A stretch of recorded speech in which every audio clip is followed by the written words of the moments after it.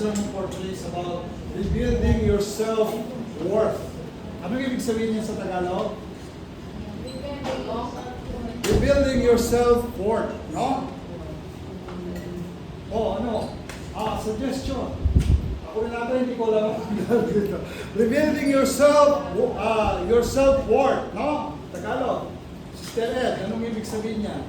Yung yung workmanship. Hindi, rebuild yourself. So, actually, muling buuin ang halaga ng iyong sarili. Oo, Kaya, buuin. pagpapahalaga sa sarili. Buuin yung pagkatao mo na wasak-wasak. Muling buuin ang halaga ng iyong sarili, no?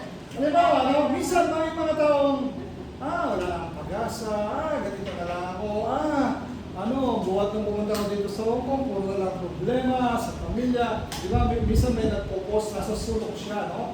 Umiiyak ng halong nata. Tapos, nakapicture sabi niya, wala nang natira sa akin, pinadala ko na sa Pilipinas. Ang natira na lang sa akin ito, luha, lungkot, at paghihinagpis. So, di ba, yung mga post na gano'n, minsan, pinapakita, may nakita ko sa Facebook na nakaupo na lang siya sa sulok. Actually, totoong nangyayari yun. Diba? Totoong nangyayari. Yung kahit tayo nang magdusa dito sa bansang Hong Kong, hindi naman sa Hong Kong, sa iba-ibang bansa, no?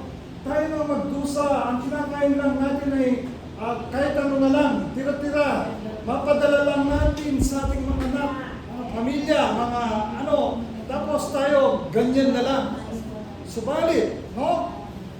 Even though we are like that, God loves us. Amen? Amen. Even though we are in a deep problem, deep circumstances, pero ang Diyos pa rin ang ating kalakasan. Amen? Kaya sabi niya dito sa binasa natin, no? Ephesians 2:10, for we are God's workmanship. Pag sinabing God's workmanship, anong ibig sabihin? Pag sinabing God workmanship, we are handmade, masterfully crafted, as it says, no? Hindi tayo nilalang sa isang machine.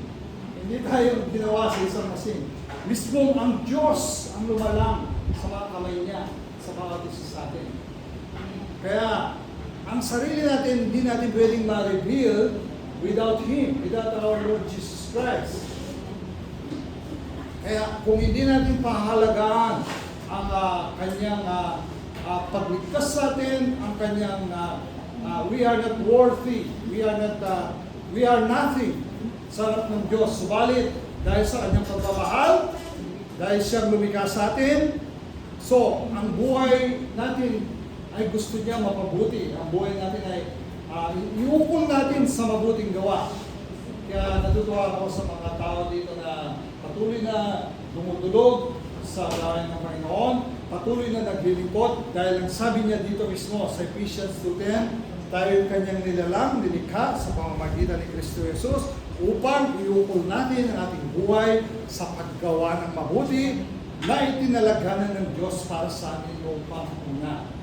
Kaya ang tinalaganan ng Diyos sa bawat isa sa atin, ginagawa natin, no? Na gumawa tayong mabuti, maglingkod tayo sa Kanya, umaten tayo sa Kanyang gawain upang sa ganoon, maparakalan natin siya. Hindi tayo nag-a-attend sa gawain ng Panginoon na para purihin lang tayo sa ating kagandahan. Maraming mga tao nag-a-attend sa gawain ng Diyos, subalit para makaporma lang, no? Makaporma lang. Ang target nila yung ma-praise sila sa kanilang bagong damit, bagong suot, sa kanilang bagong gupit, sa kanilang mga makeup. So, maraming mga tao na nag-a-attend na mga gano'n, no? Subalit, iba tayo, no? Iba yung gawain ng The Shepherd's Fold, kaya tayo nag-a-attend upang maparangalan ang Diyos. Gumawa ng mabuti at ma-share natin ang kanyang kabutihan, ang kanyang salita.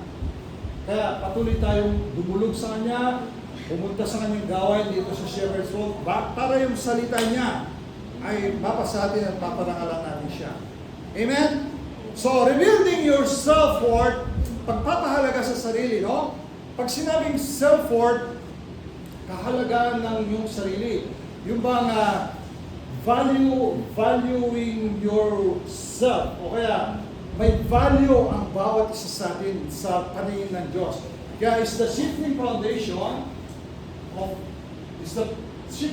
of value from worldly achievements to Christ and the unconditional love. So, rebuilding yourself, no? Kung ang value mo, akala mo sa worldly thing lang, halimbawa, pera, magpaganda ka, yumaman ka. So, kung yun ang akala mo ma-achieve mo sa buong mundo, kailangan i-shift mo na yung isip na tayo'y tinawag at tayo'y i-reveal natin ang ating sarili for the unconditional love of Christ. Hindi lang sa mga mundong pangangailangan natin o kaya maging mayaman tayo, maging sikat tayo, hindi lang sa gano'n. We shift our eyes to Christ Jesus, hindi sa worldly thing na dumarating sa ating buhay o kaya natin gawin. Amen? Yun yung rebuilding yourself forth.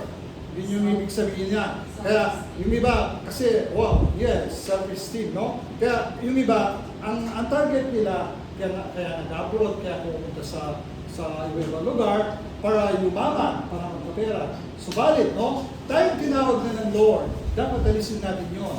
Pag nag-focus tayo sa Panginoon, hindi sa tinatarget natin ng kayamanan, alam ng Diyos yun. Alam ang pangangailangan natin, siyang kikilos.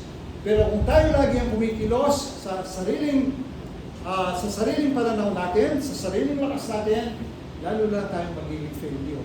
Pero kung sa Kanya natin pinagkatiwala, Lord, reveal myself, my self-worth. Ikaw pong mag-reveal sa akin. Hindi ko kaya, wala akong magagawa. Amen? Pati na sa pamilya ko, gano'n. Kaya, true self-worth is not earned through performance or possessions. So sabihin mo, true self-worth is not earned through performance or possessions.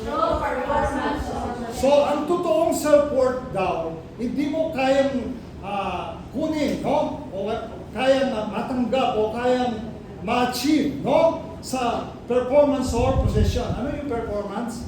Yung mga gawa natin, yung mga work natin, yung mga ginagawa nating trabaho. Akala natin, by that, no?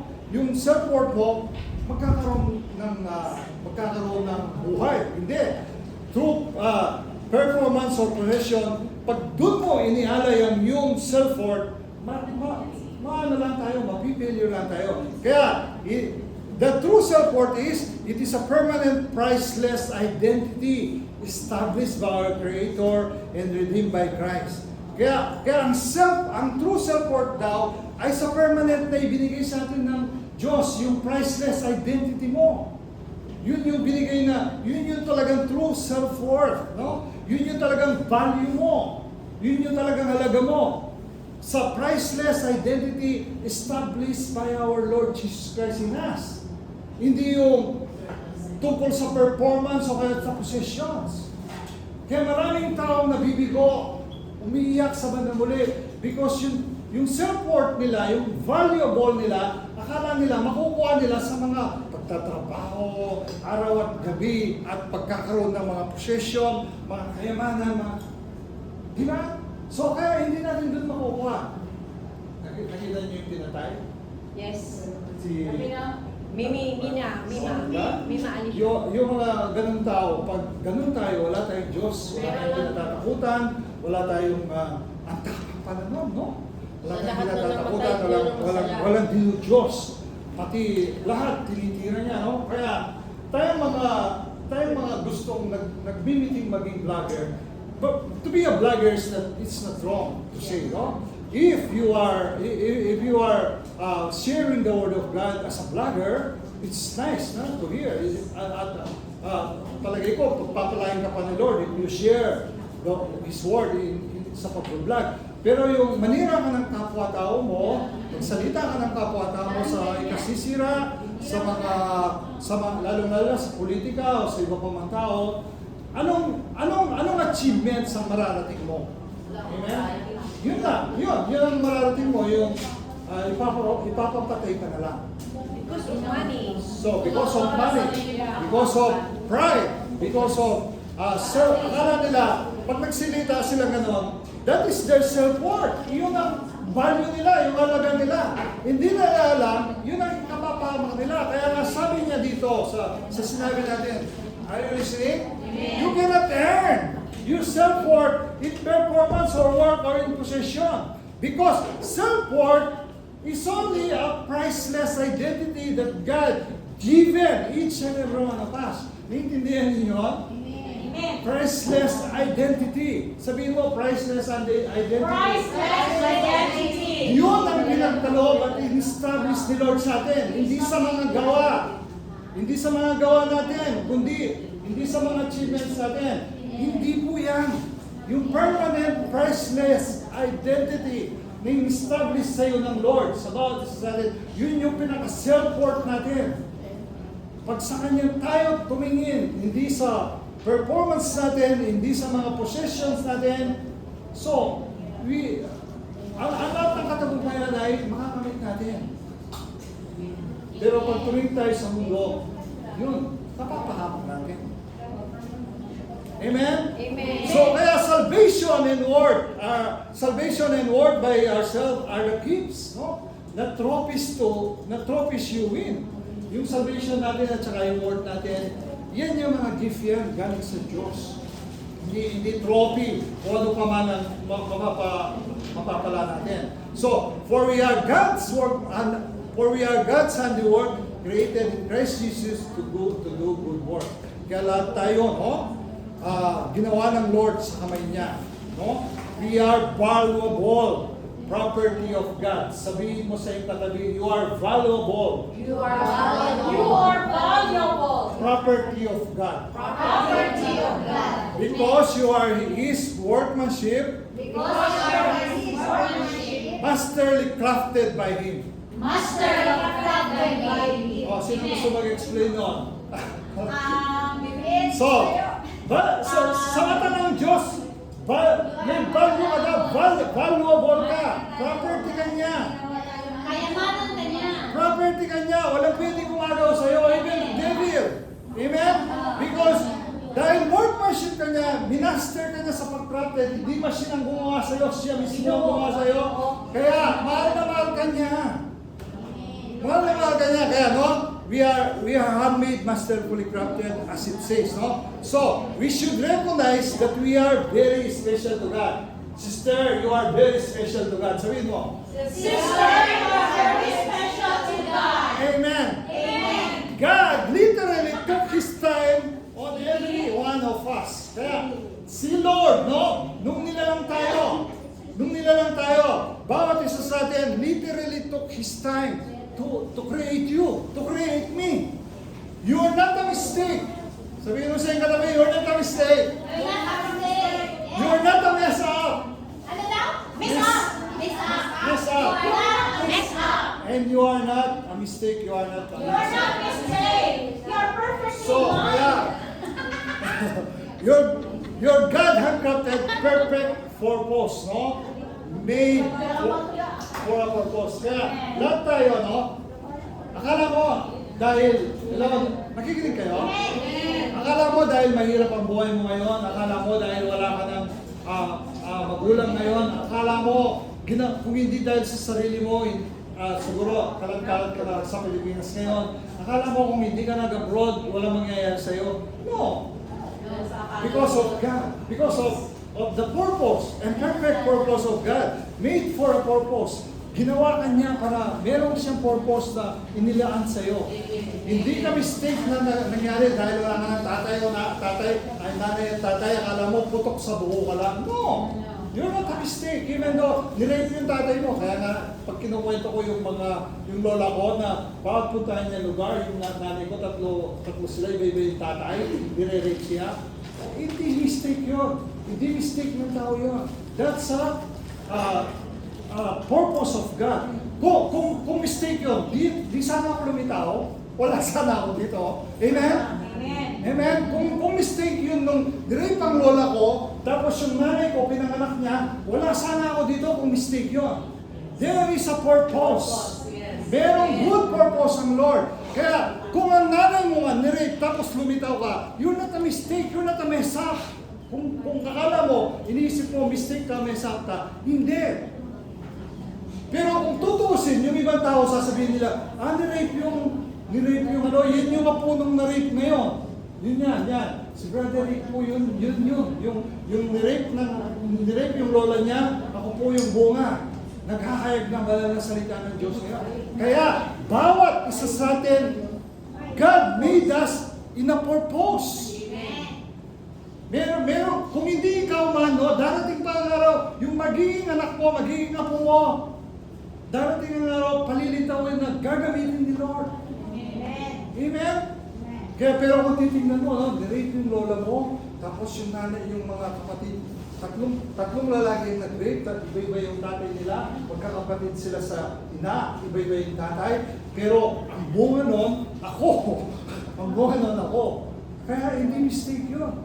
Merong magandang plano si Lord sa bawat isa sa atin. Akala natin minsan, pag nakikita natin yung mga sitwasyon, mga circumstances na nangyayari sa ngayon at present, akala natin mistake yan. Akala natin pinababayaan tayo ni Lord. Akala natin hindi na tayo naiisip ni Lord dahil nahihirapan ka. No, there's a good purpose ng Lord after this mistake, after this failure, after this na nangyayari sa'yo. Merong magandang plano si Lord.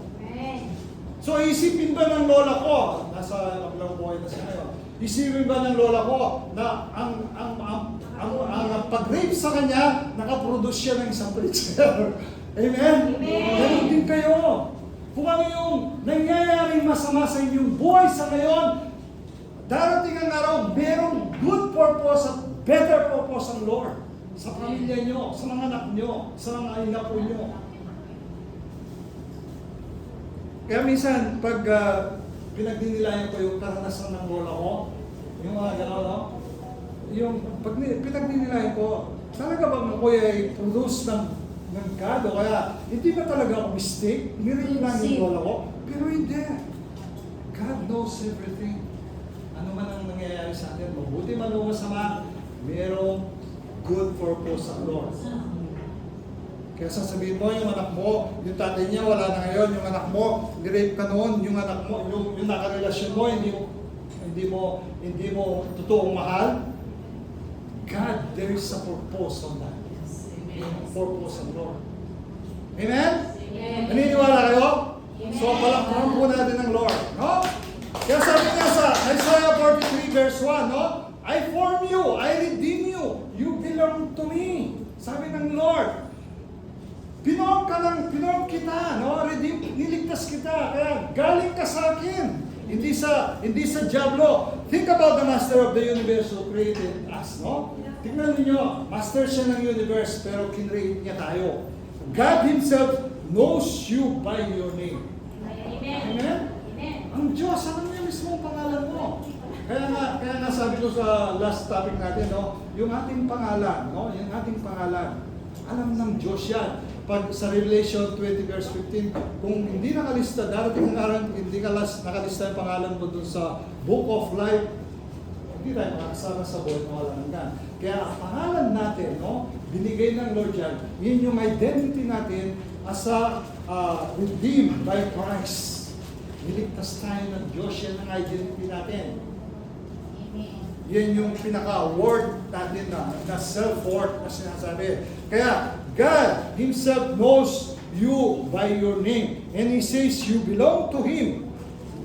You're His property and precious property. Ano, like the prodigal son. Ang prodigal son, no, ginawa niya kayamanan niya sa kanyang tatay, umalis siya, nagpakasasa siya, hanggang sa mawala lahat ng kayamanan, hanggang sa makipagtrabaho siya sa mga baboy na paalagaan ng baboy. Tapos hanggang wala na siya makaya, libian daw pagkain ng baboy, kinakain niya. At hindi man siya naliligo, amoy baboy na lang siya dahil doon siya nakatira. Tapos, nung bumalik ba sa kanyang tatay, sinabi niya, ay hindi na kita kailangan, amoy baboy ka. Ang dumi mo, hindi na kita kailangan. Pero anong ginawa ng tatay niya? Tinanggap niya, pinasuotan niya ng robe, binigyan ng sinsing, binigyan ng tsinelas. Hindi niya tinignan kung gaano siya karumi. Ganon tayo, each and every one of us. Hindi tayo tinitignan ni Lord kung gaano tayo karami. Like the prodigal son, hindi niya sinabing ikaw ay nagkasala, ikaw ay nagka-boyfriend ng ganito, ikaw ay kung ano-ano pinaggagawa mong karumal-dumal, ikaw ay pumatay. So, hindi. Tinitignan ng Lord yan. Dahil, ang sabi ni Lord, bumalik ka sa akin, you belong to me, you are my daughter, you are my son. So, walang problema. Hindi niya titignan yung karamihan mo, hindi niya titignan kung ano mamoy mo. Ang tinitignan niya yung value mo as his daughter, as his son. Yung value mo. Amen? Amen. So ngayon, no, sabi ko sa inyo, no, merong $100 dito, no? Amin na Lord. Merong $100 dito. Ang $100 dito, walang buhay yan. Amen? Walang life yan. No? Papel lang yan, papel lang yan. Pero, sabi nila, money is the root of all evil. Pero, wala lagi nila sinasabi yun, hindi, inaalis nila yung the love of money is the root of all evil. No? Inaalis nila yung love of money. Ang sinasabi nila, money is the root of all evil. Hanggat ang perang ito, hanggat hindi napupunta sa kamay ng bawat isa sa atin, are you listening? Amen. Pag napunta na yung perang ito sa kamay ng bawat isa sa atin, dun lang siya nagiging evil. Bakit? Depende sa umawa at nagkaroon siya ng pera. Halimbawa, no? Ang mga pumatay sa babaeng vlogger, papatayin ba yun kung walang bayad? Yung mga pumatay, pinapatay yun na may bayad. Kaya yung pera, nagiging evil pag dumating na sa kamay ng isang tao na umahawak. Nang dahil sa pera, kaya nilang pumatay. Nang dahil sa pera, ginagamit nila yung pera sa pagpatay.